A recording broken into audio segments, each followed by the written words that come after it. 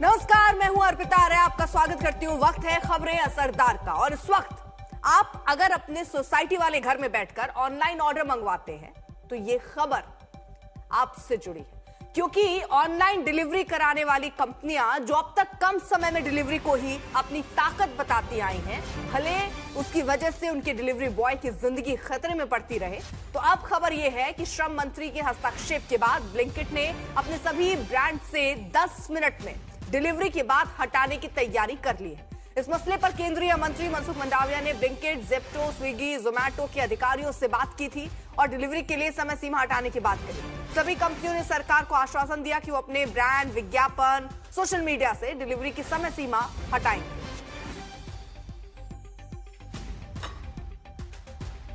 हिमांशु मिश्रा हमारे साथ, हमारे सहयोगी इस वक्त जुड़ चुके हैं। हिमांशु, ये जो होड़ लगी हुई थी कि 10 मिनट में हम डिलीवरी करवा देंगे, ये होड़ अब मतलब खत्म हो जाएगी या हो सकता है केवल ये समय सीमा हटा लें लेकिन फिर भी डिलीवरी बॉय पर वो प्रेशर हो कि जल्दी सामान डिलीवर करें?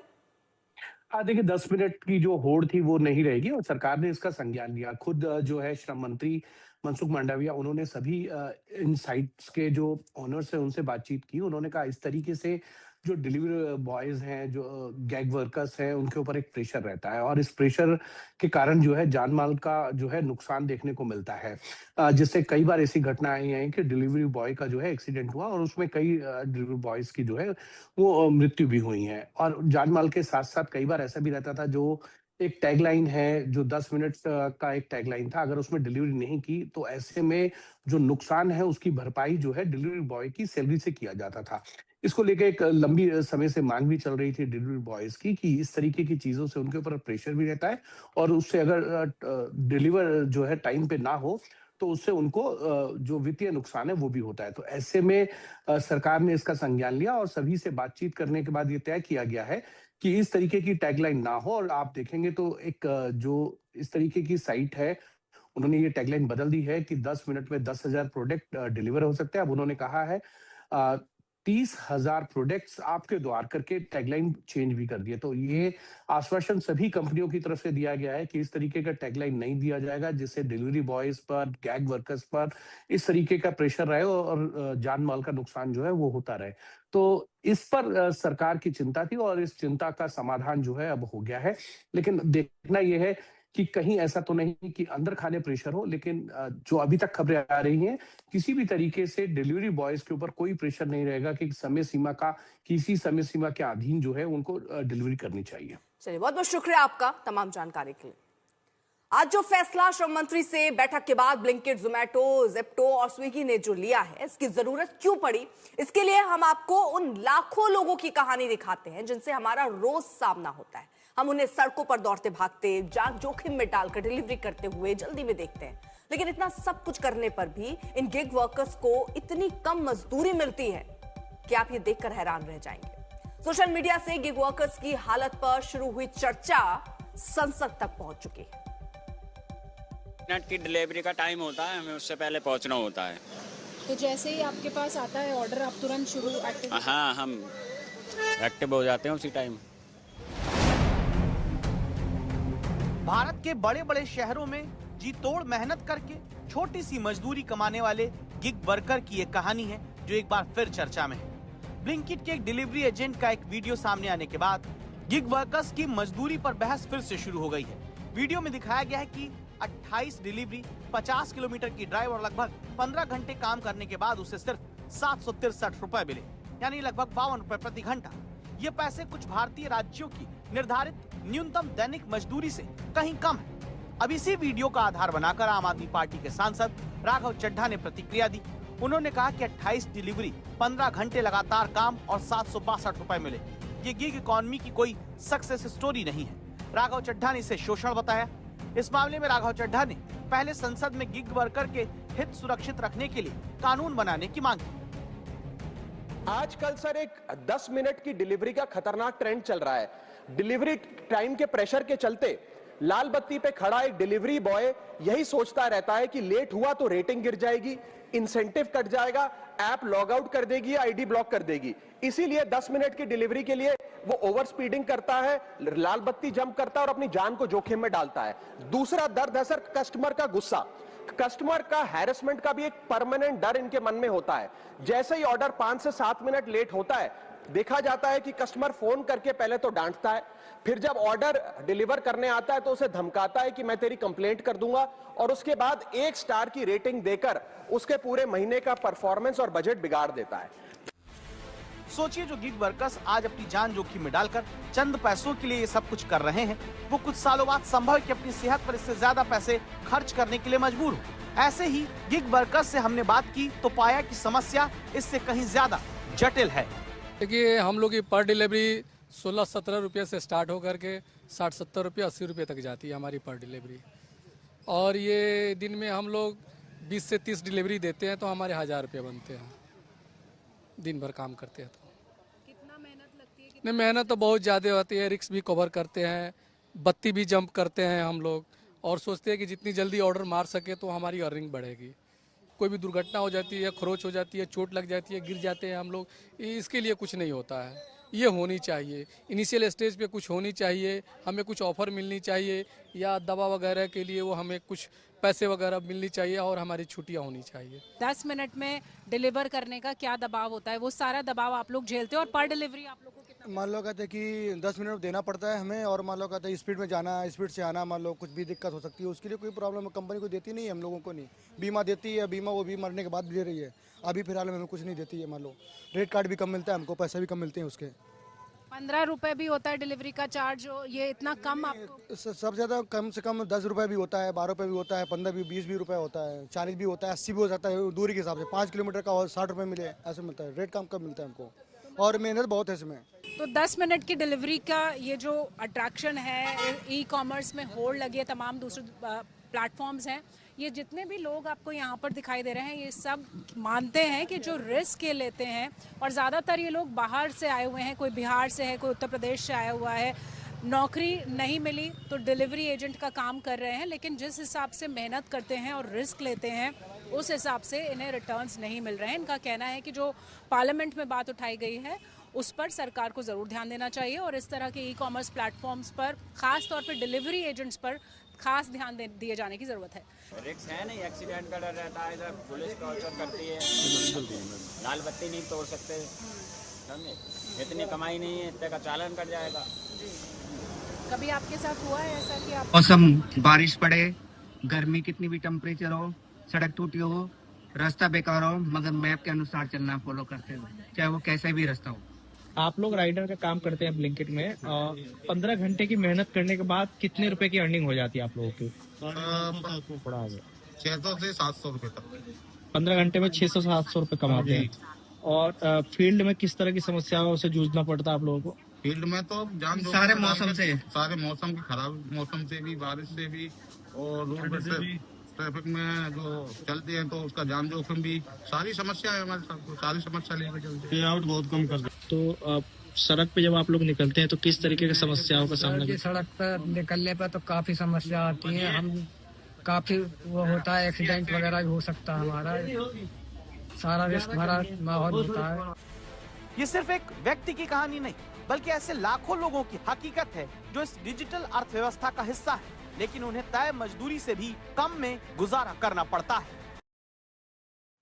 और अब देश की राजधानी दिल्ली से एक बड़ी खबर आपको बताते हैं, क्योंकि देश की राजधानी दिल्ली में गैंगस्टर और पुलिस के बीच होड़ इस बात की मची है कि किसके हाथ ज्यादा लंबे हैं। जिस दिल्ली में एक तरफ पुलिस ऑपरेशन गैंग बस चलाकर वाहवाही लूटने की प्रेस कॉन्फ्रेंस करती है, जब पुलिस के बड़े बड़े अफसर आकर ये कहते हैं कि गैंगस्टर के खिलाफ दिल्ली पुलिस ने सबसे बड़ा ऑपरेशन गैंग बस कर दिया है, जब दिल्ली पुलिस के अफसर ये कहकर अपनी पीठ थपथपाने चलते हैं कि 48 घंटे के भीतर दिल्ली में 280 गैंगस्टर समेत 854 बदमाश पकड़ लिए गए, उसके कुछ ही देर बाद लॉरेंस बिश्नोई दिल्ली पुलिस को चैलेंज दे देता है। पश्चिम विहार इलाके में जिम पर गोली चलती है, लॉरेंस गैंग सोशल मीडिया पर दावा करता है कि गोली उसने चलवाई, तो सवाल यह है कि फिर दिल्ली पुलिस के ऑपरेशन गैंग बर्ड्स का क्या हुआ? क्या लॉरेंस बिश्नोई दिल्ली पुलिस को सीधा चैलेंज नहीं दे रहा है? अरविंद ओझा हमारे साथ, हमारे सहयोगी इस वक्त जुड़ चुके हैं और डिटेल के साथ। अरविंद, इसे सीधा चैलेंज ना माने। बिल्कुल इसे सीधा चैलेंज ही मानेंगे। और बीते कुछ सालों में जिस तरह से गैंगस्टर दिल्ली पुलिस को चैलेंज कर रहे हैं, हालांकि दिल्ली के अलावा हरियाणा और पंजाब को भी चैलेंज कर रहे हैं, लेकिन दिल्ली को खास तौर से निशाना बना हुआ है और लगातार फायरिंग हो रही है। उसी को लेकर दिल्ली पुलिस कमिश्नर ने आदेश दिया था, जिसके बाद दिल्ली पुलिस ने एक बड़ा ऑपरेशन चलाया, जिसमें दिल्ली पुलिस स्पेशल सेल की टीम भी लोकल पुलिस के साथ शामिल थी। और इस ऑपरेशन को नाम दिया गया था ऑपरेशन गैंग बस्ट। 48 घंटे फ्राइडे से संडे तक ये ऑपरेशन चलाया गया। 280 गैंगस्टर वो गिरफ्तार हुए और जैसे ही ऑपरेशन खत्म हुआ उसी के 24 घंटे के अंदर पश्चिम बिहार में एक जिम ऑनर के यहाँ ताबड़तोड़ फायरिंग की गई, कई राउंड फायरिंग की गई। और उसके बाद सोशल मीडिया पर लॉरेंस बिश्नोई गैंग की तरफ से जिम्मेदारी ली गई कि ये फायरिंग उन लोगों ने कराई है। और सीधे सीधे इसके पीछे जो एक्सटॉर्शन रैकेट है वो माना जा रहा है कि एक्सटॉर्शन के लिए ये फायरिंग करवाई गई है। तो सवाल फिर वही उठता है कि ये जो ऑपरेशन चलाया गया 48 घंटे, ये ऑपरेशन कहां चलाया गया? क्योंकि दावा ये किया गया था कि 900 से ज्यादा जो पुलिसकर्मी है वो इसमें शामिल थे। तो उसी ऑपरेशन के कुछ घंटों बाद लॉरेंस बिश्नोई गैंग की तरफ से यह ताबड़तोड़ फायरिंग करवाई गई है। और बीते कुछ महीनों से इसी तरह का जो आलम है, खासतौर से आउटर दिल्ली और बाकी इलाकों में नामी बिजनेसमैन के घर पर फायरिंग करवाई जा रही है एक्सटॉर्शन रैकेट के लिए, अलग अलग गैंगस्टरों के जरिए जो विदेश में बैठे हुए हैं। शायद यही वजह है कि ऑपरेशन दिल्ली पुलिस ने चलाया। और जाहिर सी बात है, ये एक तारीफ की बात तो जरूर है कि ऑपरेशन चलाया और गैंगस्टरों पर नकेल कसी जा रही है। लेकिन इसी ऑपरेशन के कुछ घंटों बाद दिल्ली के एक इलाके में पश्चिम बिहार में फायरिंग का इंसिडेंट भी हो जाता है और इसकी जिम्मेदारी भी एक नामी गैंगस्टर लॉरेंस बिश्नोई गैंग की तरफ से ली जाती है। ठीक है, अरविंद रहिए जरा आप साथ। देखिए, दिल्ली ही नहीं बल्कि कनाडा तक लॉरेंस बिश्नोई का गैंग गोली चला रहा है। दो तस्वीरें जरा रख रहे हैं आपकी टीवी स्क्रीन पर। लॉरेंस बिश्नोई गैंग ने कनाडा में ताबड़तोड़ फायरिंग कराई है। फायरिंग का वीडियो सामने आया 12 जनवरी, यानी कल ही कनाडा के एक इलाके में गोली चलवाई गई, जिसके बाद लॉरेंस बिश्नोई गैंग की तरफ से गैंगस्टर गोल्डी ढिल्लन ने सोशल मीडिया पोस्ट पर फायरिंग की जिम्मेदारी भी ली। गोल्डी ढिल्लन वही है जिसने कपिल शर्मा के कैफे पर भी फायरिंग कराई थी। अरविंद, ये भी जो गोली चलाने की कार्रवाई है ये भी नहीं रुक रही है, हम कनाडा से लेकर दिल्ली तक देख रहे हैं। बिल्कुल, और देखिए, अगर आप ये वीडियो देखिए, कनाडा के ब्रैम्पटन इलाके का है। अगर आप ऑडियो सुनेंगे तो इसमें सोफिस्टिकेटेड वेपन से जो लॉरेंस बिश्नोई गैंग का एक शूटर है वो ताबड़तोड़ फायरिंग करता हुआ दिखाई दे रहा है। 12 जनवरी को ये पूरी घटना हुई है कनाडा के ब्रैम्पटन इलाके में। और जो हमें जानकारी मिली है, एक इंडो कैनेडियन एक नामी बिजनेसमैन है, अरबपति बिजनेसमैन है, उनके घर पर ये फायरिंग करवाई गई है। और सोशल मीडिया पर जो लॉरेंस बिश्नोई गैंग का एक गैंगस्टर है गोल्डी ढिल्लन, उसने इस फायरिंग की जिम्मेदारी ली है। गोल्डी ढिल्लन वही है जिसने कपिल शर्मा के कैप्स कैफे पर फायरिंग करवाई थी। इंटरेस्टिंग बात यह है कि एक तरफ भारत में लॉरेंस बिश्नोई गैंग पर नकेल कसी जा रही है, वही कनाडा में, लेकिन फायरिंग का सिलसिला लगातार ठीक है। बहुत बहुत शुक्रिया आपका तमाम जानकारी के लिए। और अब खबर उत्तर प्रदेश से, जहां संभल में प्रशासन एक बार फिर बड़े बुलडोजर एक्शन की तैयारी कर रहा है। आज प्रशासन की टीम वाजिदपुर सराय इलाके में पहुंची और तालाब की जमीन पर बनाए गए 40 से ज्यादा मकानों की पैमाइश की गई है। संभल के सरायतरीन इलाके के वाजिदपुर सराय में 5 बीघा की तालाब की पैमाइश करने के लिए जो प्रशासन की टीम है वो मौके पर पहुंची है। और आप इस वक्त जो देख सकते हैं, देखिए, जो नपाई है उसका काम यहाँ पर जो राजस्व विभाग के जो कर्मचारी हैं वो यहाँ पर कर रहे हैं। और इस पूरी पैमाइश के काम को करने के लिए 22 लेखपाल, 2 कानूनगो और इसी के साथ नायब तहसीलदार दीपक जुरैल के साथ जो पुलिस फोर्स की जो पूरी टीम है वो मौके पर पहुंची। और आप यहाँ देख सकते हैं, जो 5 बीघा तालाब पर बने हुए जो ये पूरे मकान हैं उनकी यहाँ पर जो पैमाइश की जाएगी। जबकि यहाँ पर 3320 वर्ग मीटर ये पूरा जो है इस पूरे गाटा संख्या का जो रकबा है। और इसी की पैमाइश के लिए आप यहाँ देखेंगे, देखिए, जो पूरी टीम है वो मौके पर इस वक्त आपको मौजूद नजर आएगी। और देखिए किस तरीके से जो तमाम जो कर्मचारी हैं वो फिलहाल यहाँ मौके पर मौजूद हैं। और देखिए किस तरह से जो यहाँ आप देखेंगे, देखिए, जो तमाम पीएसी और पुलिस के जो जवान एक्शन हो रहा है, दूसरी तरफ घोटाले की जानकारी आ रही है। देश में आपने अलग अलग घोटालों के बारे में सुना होगा, लेकिन मध्य प्रदेश के जबलपुर में तो गजब ही हो गया है। यहां घोटालेबाजों ने गाय के गोबर और गौमूत्र को भी नहीं छोड़ा है। जबलपुर में रिसर्च और प्रशिक्षण के नाम पर 3.5 करोड़ से ज्यादा के घोटाले का पता चला है। आरोपी के करीब 3.5 करोड़ रुपए की रकम से जिम्मेदार अधिकारी ऐश करते रहे। भोपाल के जबलपुर का नानाजी देशमुख पशु चिकित्सा विज्ञान विश्वविद्यालय, ये विश्वविद्यालय एक घोटाले की वजह से सुर्खियों में आया। जिसके केंद्र में ये मशीनें हैं, ये गमले हैं, ये सामान है। ये सब देखकर कोई नहीं कह सकता कि ये कोई लैब है। ये बात तो बिल्कुल ही कबूल नहीं होगी कि यहाँ कैंसर जैसी बीमारी पर कोई रिसर्च हो रही थी। कोई कुछ भी कहे, लेकिन जबलपुर के इस विश्वविद्यालय में ये सब हो रहा था। और सबसे चौंकाने वाला है, यहाँ हुआ एक बड़ा घोटाला। साल 2011 में पंचगव्य को बढ़ावा देने और गाय के गोबर, गोमूत्र और दूध से कैंसर जैसी बीमारियों पर रिसर्च के लिए सरकार से 8 करोड़ 74 लाख रुपए की मांग की गई। सरकार ने इसके लिए 3 करोड़ 50 लाख रुपए मंजूर भी कर दिए। लेकिन अब जांच में सामने आया, जबलपुर में गौमूत्र और गोबर से रिसर्च के नाम पर करोड़ों रुपए का घोटाला कर दिया गया। 3.5 करोड़ से ज्यादा सरकारी रुपए भ्रष्टाचार की भेंट चढ़ गए। चिकित्सा विश्वविद्यालय में जो पंचगव्य स्कीम थी, उसके संबंध में कलेक्टर महोदय द्वारा जांच तो मुझे सौंपा गया था और जांच के दौरान ये पाया गया कि 3 करोड़ 50 लाख पंचगव्य योजना हेतु स्वीकृत किए गए थे।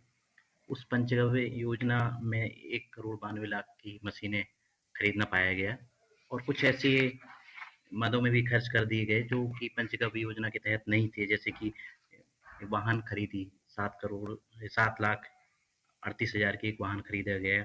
पेट्रोल डीजल में भी 2,93,000 खर्च किया गया। वाहन मरम्मत में भी 2,76,000 खर्च किए। वाहन चालकों के कंटिजेंसी के भुगतान के लिए भी 2,22,000 खर्च किए। इस प्रकार ये जो खर्चे थे पंचगव्य योजना में ये निर्धारित नहीं किए गए थे। जांच टीम जब पंचगव्य योजना की स्लैब में पहुंची तो उसे पूरी कहानी समझ में आ गई, क्योंकि जहां पर पंचगव्य योजना के तहत गाय के गोबर से अलग अलग उत्पाद तैयार किए जाने थे, कैंसर जैसी गंभीर बीमारी पर रिसर्च का दावा किया गया। उस लैब की हालत किसी खंडहर जैसी मिली। लाखों रुपए की महंगी मशीनों के नाम पर केवल गमले और दिए बनाने की कुछ साधारण मशीन ही दिखाई दी। जांच में सामने आया 1 करोड़ 92 लाख रुपए गोबर, गोमूत्र, गमले, कच्चे माल और मशीन की खरीद में खर्च दिखाए गए, जबकि इन मशीनों की बाजार कीमत केवल 15 से 20 लाख रुपए बताई जाती है। रिसर्च के नाम पर गोवा समेत दूसरी जगहों की हवाई यात्रा की गई। करीब 7,38,000 रुपए की एक कार खरीदी गई। 2.5 लाख रुपए पेट्रोल डीजल पर खर्च हुआ। गाड़ियों के मेंटेनेंस पर 2 लाख रुपए खर्च हुआ। ड्राइवर की सैलरी पर 2,22,000 रुपए खर्च किया। 3,50,000 रुपए मजदूरों के भुगतान के रूप में दिखाया गया। लगभग 15 लाख रुपए की टेबल और इलेक्ट्रॉनिक सामान खरीदे गए। कितने लोग शामिल हैं?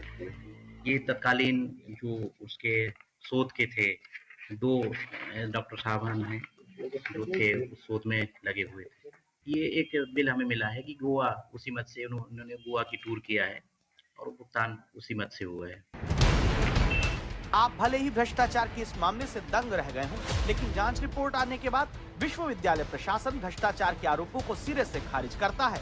जब कुल सचिव से रिपोर्ट को लेकर आज तक ने सवाल किया तो उन्होंने साफ कहा कि विश्वविद्यालय में किसी तरह की कोई धांधली नहीं हुई। हमने जितनी प्रिलिमिनरी जांच गठित की थी पहले रजिस्ट्रार साहब से उनको बोल करके, उसमें ऐसी कोई चीज नहीं पाई गई कि उसमें कोई ऐसा लगे।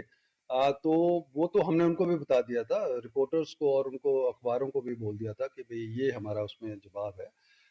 एंड देखते हैं अगर उसमें कुछ ऐसी चीज ना आएगी तो हम विल सी टू दैट और उसका हम कॉग्निजेंस लेंगे। जांच में करोड़ों के दुरुपयोग के आरोप, दस्तावेज के गायब होने और जमीनी स्तर पर रिसर्च शून्य होने के बावजूद सवाल अब भी जसकता से। जिन पैसों से किसानों को प्रशिक्षण और देश को नई रिसर्च मिली थी, वही पैसा अफसरों की गाड़ियों, यात्राओं और सुविधाओं पर खर्च कर दिया गया। खबरदार करता सवाल यह है कि जनता के पैसों की बर्बादी करने वालों पर क्या कोई कार्रवाई होगी? जबलपुर से सामने आया ये मामला सिर्फ एक विश्वविद्यालय का नहीं, बल्कि मध्य प्रदेश के उच्च शिक्षा संस्थानों में चल रही कथित लापरवाही की एक तस्वीर पेश करता है। रिसर्च के नाम पर करोड़ों का खेल और नतीजा शून्य। सवाल यह है कि सरकार अब इस मामले में कोई कार्रवाई करेगी या फिर सरकारी पैसों के दुरुपयोग के इस मामले पर पर्दा डाल दिया जाएगा। जबलपुर से धीरज शाह के साथ रवीश पाल सिंह, भोपाल, आज तक। आप देखते रहिए आज तक। आज तक देश का सर्वश्रेष्ठ न्यूज चैनल।